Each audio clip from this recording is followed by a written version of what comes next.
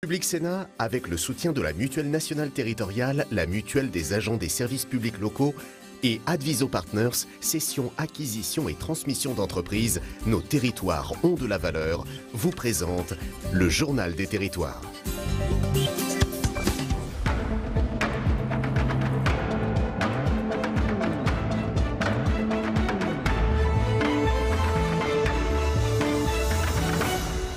Bonjour à tous et bienvenue dans notre émission avec la presse quotidienne régionale, les télés locales de France et le réseau Via Télévision qui sont nos partenaires, les Indes radios, 130 radios territoriales qui sont aussi nos partenaires et avec TV5 Monde, 3 parties dans cette émission. Dans un instant, le JT des territoires que je vais vous présenter comme chaque jour.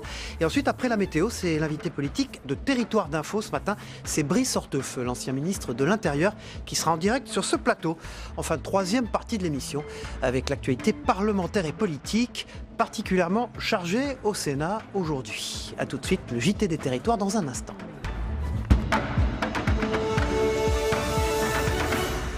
Dans l'actualité, ce matin, ils se mettent à nu, mais pour la bonne cause. 2 commerçants ont décidé de prendre la pause dans le plus simple appareil pour dénoncer le poids des charges. Cela se passe à Outreau, dans le Pas-de-Calais. Ils s'affichent sur la façade de leur café. Objectif, attirer l'attention sur leurs difficultés. Caroline Fichten, pour WEO, est allée à leur rencontre. 2 commerçants, nus ou presque, s'affichent sur leur façade depuis lundi à Outreau. Après des courriers et des mails adressés aux politiques pour alerter sur la lourdeur des charges des indépendants, Yann et Mathilde Mallet ont choisi d'interpeller différemment avec cette affiche et ce message: baisser son pantalon pour ne pas baisser le rideau.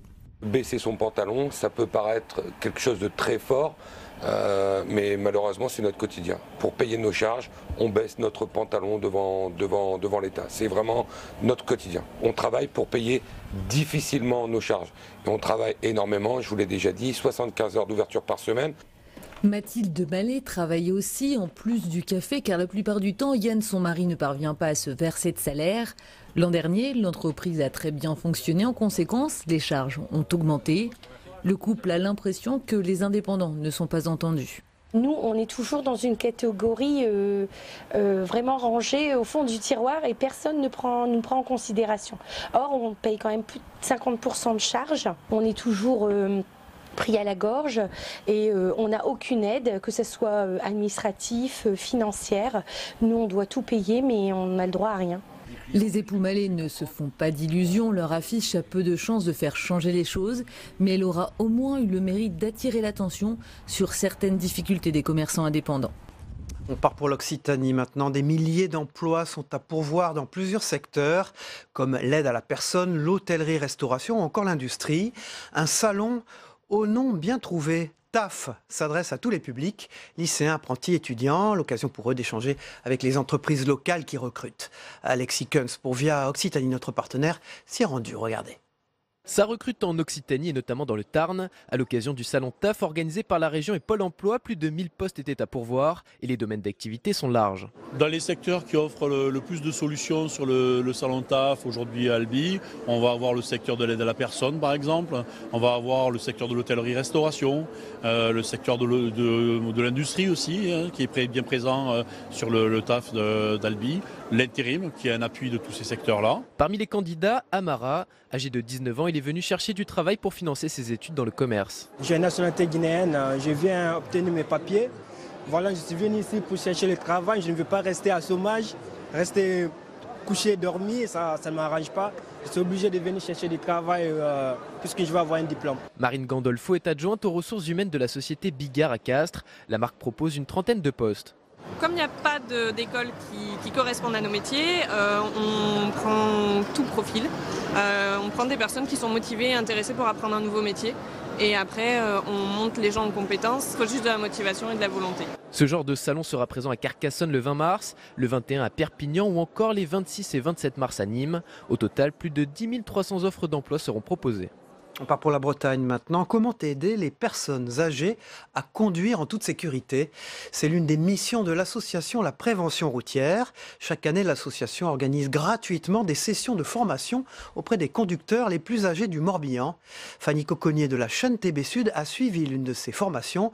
Regardez son reportage. Dominique a 67 ans. Ce jeudi, il prend part à une formation organisée par la prévention routière. C'est l'association Famille Rurale de Plouay qui a sollicité cette intervention. À force de conduire, on a des habitudes qui ne sont pas forcément toujours bonnes. Donc essayer quelques conseils qui peuvent nous permettre de reprendre les bonnes habitudes. Ça fait 40 ans que j'ai le permis. Bon, depuis, il y a un certain nombre de panneaux qui ont été créés et qu'il faut réussir à interpréter comme il faut. En cette journée, les 12 participants suivent une conférence reprenant quelques points problématiques de conduite. Les conducteurs seniors travaillent aussi sur les simulateurs alcool et réaxiomètre et conduisent donc aux côtés d'une professionnelle. La grosse erreur qui ressort beaucoup, c'est l'excès de vitesse. Clairement, ils ont le pied assez lourd. Les giratoires, où ils ne savent pas trop comment les prendre, quand mettre le clignotant, où se placer. Et la détection des priorités à droite, ça pêche un peu. Les participants de cette journée sont âgés de 65 à 74 ans, mais en début de semaine, l'une des participantes affichait 92 printemps.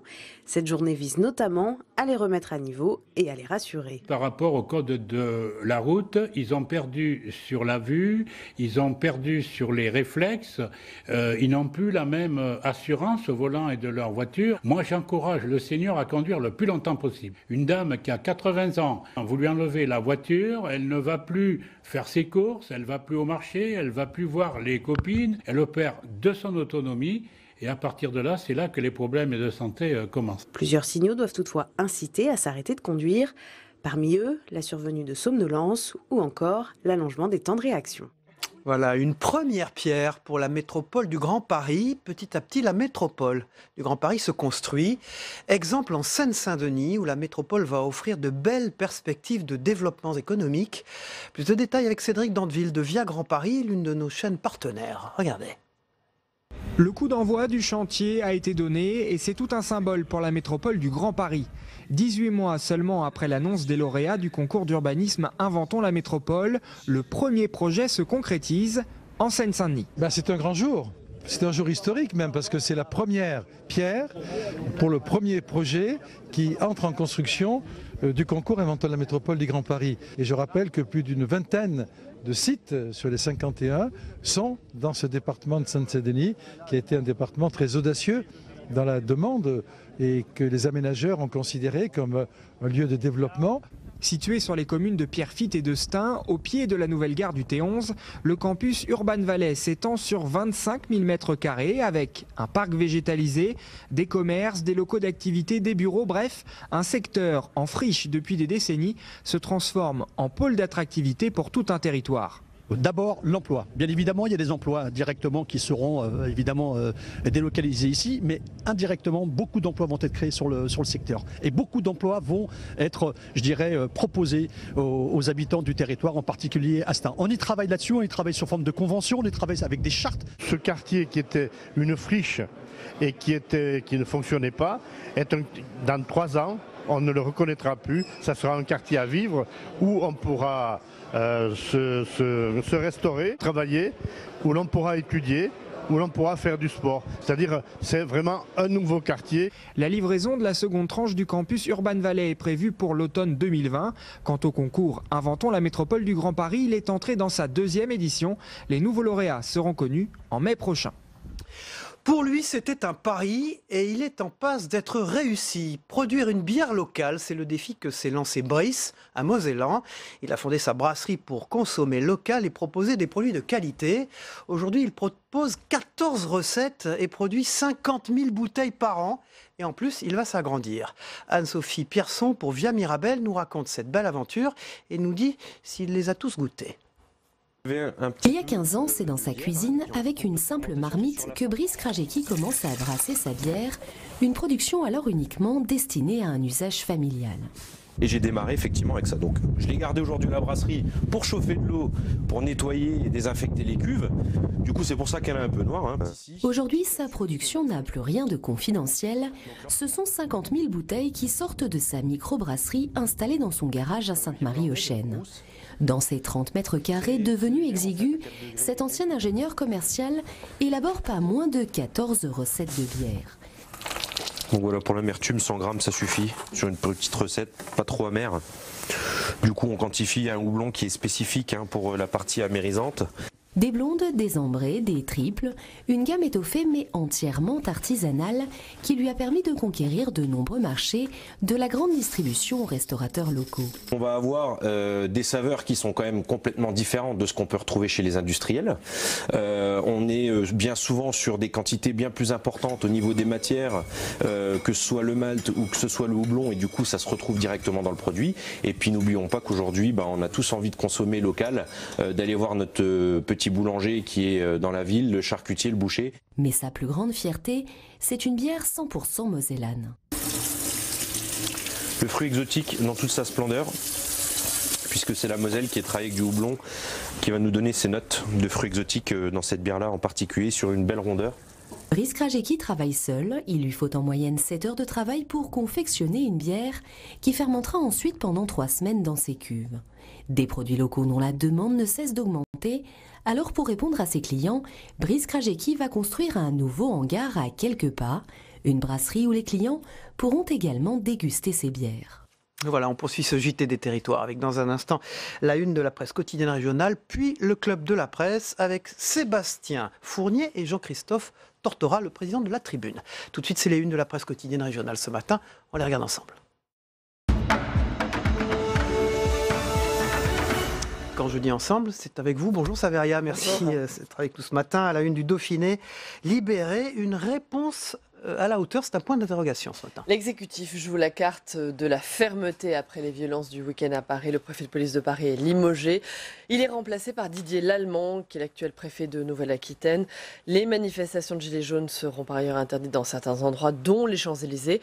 Si des éléments ultras sont présents, le Premier ministre annonce par ailleurs l'augmentation de la contravention pour participation à une manifestation interdite. Les amendes, actuellement de 38 € passeront à 135 €. Voilà, à la une de la Provence, c'est un fait divers à la Timone, tué pour son portable. Une jeune fille de 21 ans a été tuée dimanche soir à Marseille par un homme qui tentait de lui voler son téléphone portable.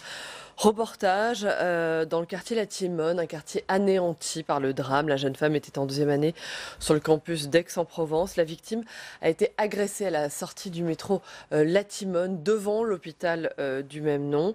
Vers 21 h, poignardée au thorax, elle est décédée. Aujourd'hui, à Marseille, on peut mourir pour un portable ou un regard, a réagi la sénatrice socialiste Samia Ghali. À la une de Midi Libre, on l'a traité la semaine dernière avec Denis Caro, Denis ce matin, qui sera d'ailleurs là tout à l'heure pour interviewer Brice Hortefeux avec nous. Ce sont les allergies, un calvaire au quotidien. C'est dans Midi Libre ce matin. En plein pic de pollution des cyprès en Occitanie. Elles sont au cœur d'une journée de sensibilisation. Les allergies, les températures douces favorisent la présence de pollen autour de la Méditerranée, où la pollution de l'air peut aggraver les symptômes chez les allergiques.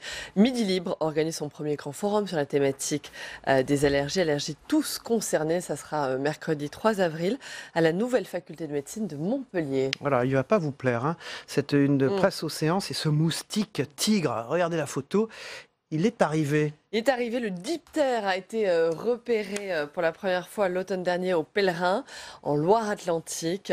Il est le vecteur potentiel de plusieurs maladies, dont certaines graves, comme la dengue, le chikungunya ou encore le virus Zika. Il est arrivé en France en 1999. Ce moustique tigre a connu un développement rapide à partir de 2004 dans le sud du pays. Il fait l'objet d'une surveillance bien particulière. Il n'y a pas de risque néanmoins sanitaire à ce stade, expliquent les spécialistes. Et vous avez vu son ventre rouge ou pas ? Oui, oui. Ouais, l'Est républicain. Alors on continue, hein, dans les beautés de la nature. Reptiles à domicile, à la une de l'Est républicain, un des journaux du groupe Brun. On les appelle les NAC. Ce sont les nouveaux animaux de compagnie. Les serpents et autres mygales sont à la mode. Les animaleries lorraines spécialisées dans la vente de reptiles commercialisent plusieurs centaines de lézards et de serpents. L'exemple du python royal disparu pour retrouver mort, c'était la semaine dernière à Toul, témoigne de ce penchant. Les pompiers s'organisent.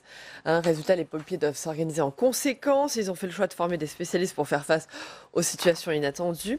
En Lorraine, plus qu'ailleurs, les professionnels redoublent de vigilance. Pourquoi ? En raison de la proximité géographique du Luxembourg et de l'Allemagne. Les lois y sont moins restrictives qu'en France. Résultat, on y autorise la commercialisation des reptiles lorsqu'ils ne présentent pas de danger. C'est-à-dire qu'on peut trouver des couleuvres, des pythons ou des lézards notamment. Je suis très déçu, vous n'avez pas parlé des mygales, pourtant le papier en parle. Les mygales. animal de compagnie à retrouver. Voilà, à retrouver sur le site internet de ce grand quotidien régional. Merci Saveria. Tout à l'heure pour la troisième partie de notre émission. L'actualité parlementaire, elle est chargée, notamment au Sénat. Aujourd'hui, on y reviendra tout à l'heure avec vous. Tout de suite, c'est le Club de la Presse. Club de la Presse avec ce matin Jean-Christophe Tortora, le président de La Tribune. Bonjour, merci d'être avec nous. Bonjour. La Tribune fait peau neuve assez régulièrement d'ailleurs. Et là, on parlera tout à l'heure de cette nouvelle édition de La Tribune, hebdomadaire bien sûr, avec vous. Et puis Sébastien Fournier d'Objectif Métropole de France. Merci d'être avec nous, Sébastien. On démarre tout de suite, messieurs, si vous le voulez bien, avec donc les mesures qui ont été prises par le gouvernement, exposées par le Premier ministre, qui a tenu une conférence de presse donc hier, où il a annoncé donc ces mesures et a dévoilé sa nouvelle stratégie de maintien de l'ordre. Est-ce que c'est une réponse à la hauteur, comme le Dauphiné libéré pose la question ce matin? Jean-Christophe Tortora, pour vous d'abord. Écoutez, ce qu'on peut dire, c'est peut-être il était nécessaire d'apporter en effet un durcissement, en tout cas aujourd'hui dans ce conflit. Moi, ce que je remarque quand même, c'est qu'il aura fallu attendre de gros dégâts sur les Champs-Élysées, aussi pour que des décisions soient prises à Toulouse et à Bordeaux. Et on voit dans ces décisions presque une fracture territoriale encore se maintenir dans la façon de réagir sur le plan politique, parce que les maires de Bordeaux et de Toulouse se sentaient seuls maintenant depuis des semaines, et que les dégâts qu'on a pu voir sur les Champs-Élysées, alors dans des mesures peut-être un peu différentes, mais ces maires-là sont confrontés maintenant ces images, pendant que vous parlez, depuis des semaines. Parlantes. Et j'allais dire que finalement, on voit encore certainement un pays qui est encore très jacobin, et que enfin, peut-être des réponses apportées, j'allais dire, enfin Toulouse et Bordeaux peut être traités grâce malheureusement aux dégâts de Paris ce week-end. Avec un fusible, donc Michel Delpech, le préfet de police de Paris, donc, qui est mis à la retraite anticipée, en tout cas limogé, qui va être remplacé d'ailleurs par Didier Lallemand, qui est l'actuel préfet de la Nouvelle-Aquitaine. Donc il y a peut-être un symbole aussi. Jean-Christophe Tortora parlait de Bordeaux, notamment des événements qui ont eu lieu place Péberlan et qui étaient d'une grande violence, comme les images qu'on vient de voir. Sébastien Fournier. Oui, comme place du Capitole également, comme à Toulouse. Bien sûr, à Toulouse, oui. En effet, d'ailleurs, aujourd'hui, le ministre de l'Intérieur, Christophe Castaner, sera à Toulouse ce matin pour les commémorations des attentats de Mohamed Merah. Ça va être l'occasion de discuter justement avec Jean-Luc Moudenc des mesures qui ont été annoncées hier à Paris par le Premier ministre. On va les rappeler rapidement. Manifestation interdite en présence d'éléments ultra, commandement unifié et nouveaux moyens annoncés par le Premier ministre, bien sûr. Et puis évidemment le remplacement du préfet de police, bien sûr. Du préfet de police qui effectivement là... hausse des contraventions aussi, c'est pas négligeable. Qui passeront à 135 €, si je dis pas de bêtises. Mais c'est vrai que pour le préfet de police, il joue un peu le rôle de fusible dans cette affaire. On a décidé de ne pas toucher à l'aspect politique des choses. Christophe Castaner là n'est pas pour l'instant menacé, même s'il est effectivement très critiqué aujourd'hui pour la façon dont les choses se sont passées. On posera la question à Brice Hortefeux, l'ancien ministre de l'Intérieur, qui vous succédera sur ce plateau tout à l'heure, pour savoir si effectivement le limogeage du préfet de police est quelque chose d'habituel dans ce genre de cas. Un fusible, vous dites? Oui. Jean-Christophe Tortora, La Tribune, évidemment, est un journal qui se consacre beaucoup à l'économie, notamment l'économie des territoires. Est-ce qu'on a une petite idée de la facture à l'arrivée? Alors, on a des chiffres qui circulent déjà, mais on ne les a pas tous parce qu'on ne peut pas tout prendre en compte, notamment pas encore ce qui s'est passé le week-end dernier sur les Champs-Élysées. On ne peut pas le prendre en compte, c'est ça. Ce n'est pas encore connu. On a eu, il y a moins de 48 heures déjà, la Fédération française de l'assurance, qui a fait part des 170 millions d'euros de dégâts, ce qui est beaucoup. On avait déjà eu les métropoles qui avaient interpellé, justement le Premier ministre et Bruno Le Maire sur une estimation de 50 millions d'euros de coûts. Bon, tous ces coûts-là, de toute manière, vont être à la fois imputés à nos chers contribuables. Donc c'est une facture qui est lourde. Bruno Le Maire avait évoqué que ça nous coûtait 0,2 de point de croissance. Et je crois qu'au-delà de tous ces dégâts, c'est à la fois, bien entendu, tout ce que renvoie aujourd'hui la France. Et je pense justement à la France qui avait bien redressé ses chiffres maintenant depuis quelques années, notamment en matière de tourisme. Les images, les images que l'on peut voir aujourd'hui dans les chaînes étrangères, dépassent beaucoup les chiffres dont on parle aujourd'hui. Bien sûr. Oui. Oui, ça fait la une, notamment de CNN, hein, régulièrement.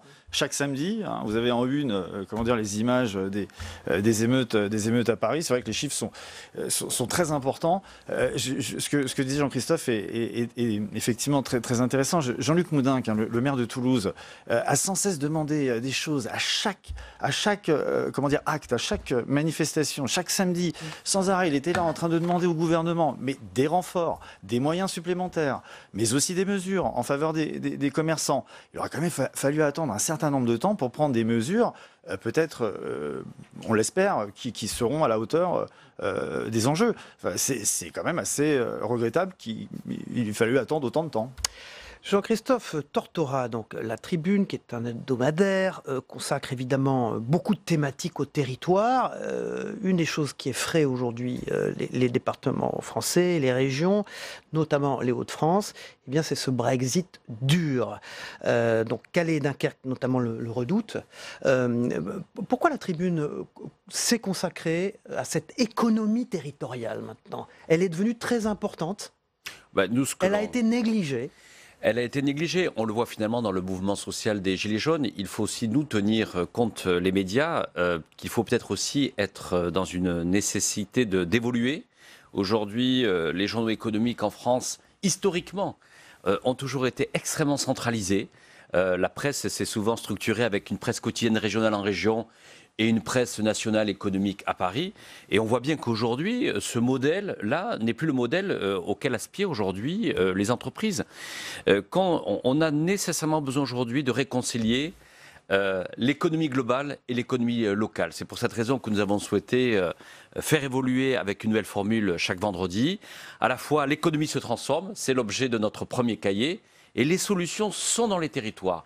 Et on voit bien qu'aujourd'hui, ce divorce avec la mondialisation, cette crainte à la fois des entreprises, il y a besoin aujourd'hui à reparler du local. Et un journal économique comme nous a nécessairement aujourd'hui l'obligation d'investir plus que jamais les territoires et les régions. Un mot sur Calais et Dunkerque, donc qui fait l'objet évidemment d'une des pages La Tribune Territoire, hein, ces pages violettes qui mettent en valeur ce qui se passe dans les territoires.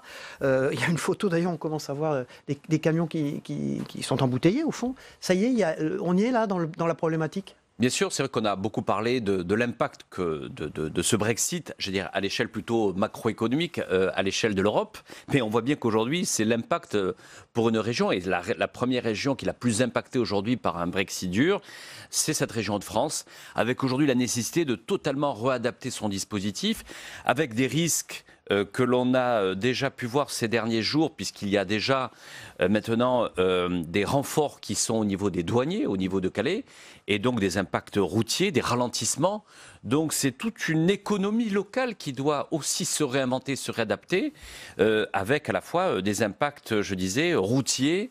Ce sont des heures de queue supplémentaires. Et puis des impacts aussi pour l'activité, la filière du transport.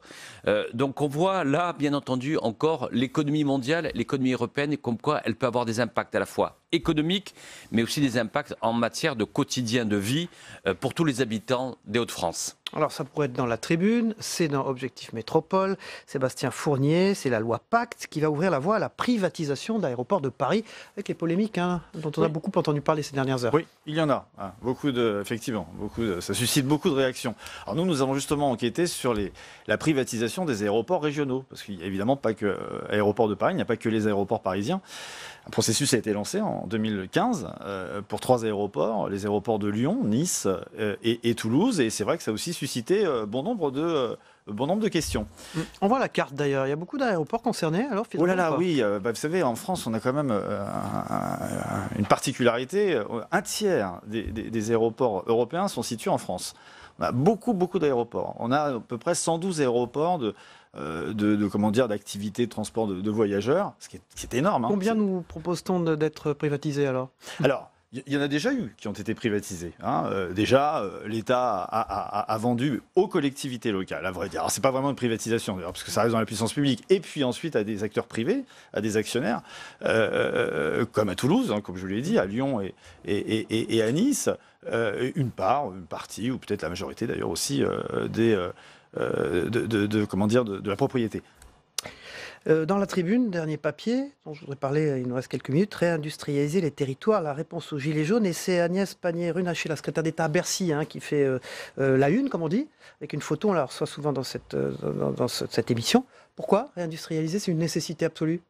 Aujourd'hui, quand vous regardez aujourd'hui le mouvement des Gilets jaunes, il s'est notamment développé là où on avait totalement désertifié certaines régions en matière d'industrie.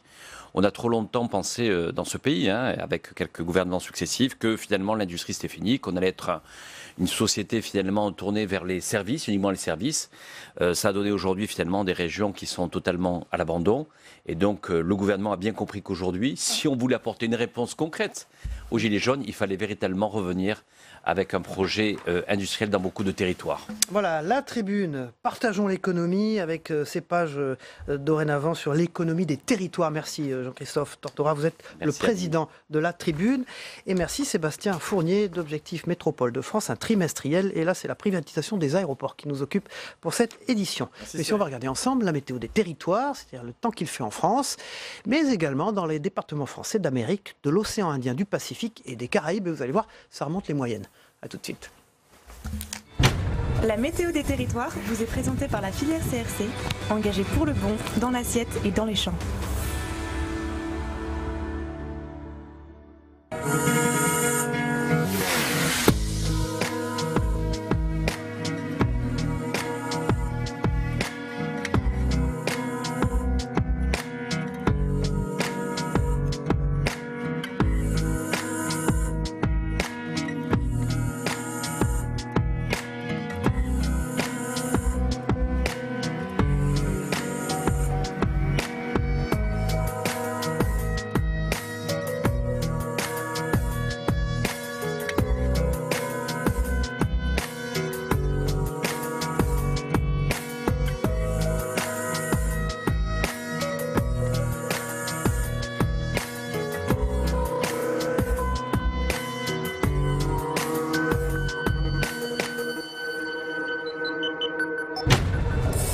C'était la météo des territoires avec la filière CRC, engagée pour le bon, dans l'assiette et dans les champs. Voilà, dans quelques minutes, c'est Brice Hortefeux, l'ancien ministre de l'Intérieur, qui est notre invité politique ce matin. On a beaucoup de questions à lui poser, notamment sur la réponse que le Premier ministre a faite aux manifestations violentes des Champs-Élysées de ce week-end. On part tout de suite pour le reste du monde, en image pour la Nouvelle-Zélande, où c'est le recueillement, un pays sous le choc. Le suspect est inculpé, celui qui se présente comme un homme blanc, vous le savez, ordinaire. Brandon Tarrant a été inculpé pour meurtre après avoir ouvert le feu dans 2 mosquées à Christchurch. On regarde ensemble. On se retrouve après, tout de suite. Public Sénat, avec le soutien de la Mutuelle Nationale Territoriale, la Mutuelle des agents des services publics locaux et Adviso Partners, cession, acquisition et transmission d'entreprises, nos territoires ont de la valeur, vous ont présenté le Journal des territoires.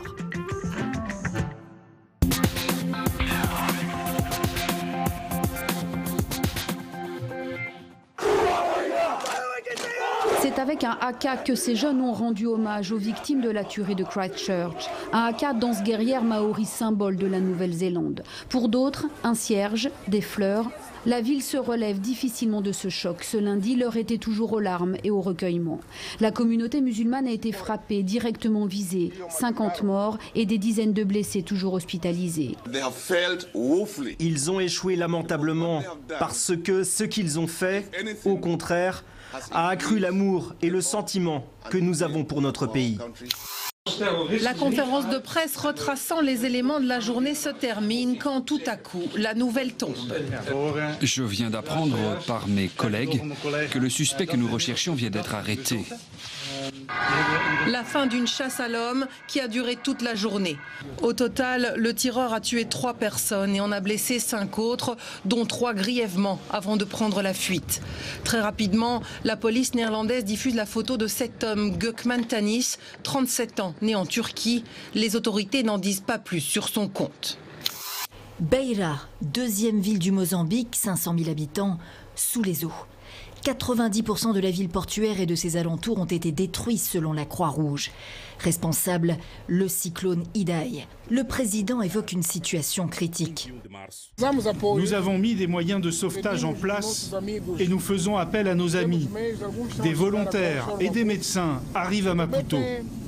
Le bilan pourrait dépasser le millier de morts, ajoute le président mozambicain, qui chiffre à plus de 100 000 le nombre de personnes en danger. 25 minutes, c'est la durée moyenne d'une opération de reconstruction du clitoris, cet organe mutilé lors de l'excision. Les internes opèrent sous le contrôle du docteur Sébastien Mazou, un spécialiste en réparation de mutilations génitales féminines, des mutilations parfois complexes. Lorsque les gens font l'excision, il y a une fibrose qui s'installe là-dessus et souvent pour retrouver le clitoris, ça pose souvent parfois des problèmes majeurs pour retrouver. Donc ça pose souvent, voilà. Les étudiants ont l'impression de tomber toujours sur des cas les plus faciles. Il faut qu'ils arrivent à affronter également les cas difficiles et ils savent comment contourner quand ils sont en face d'un cas difficile, comment on peut le résoudre.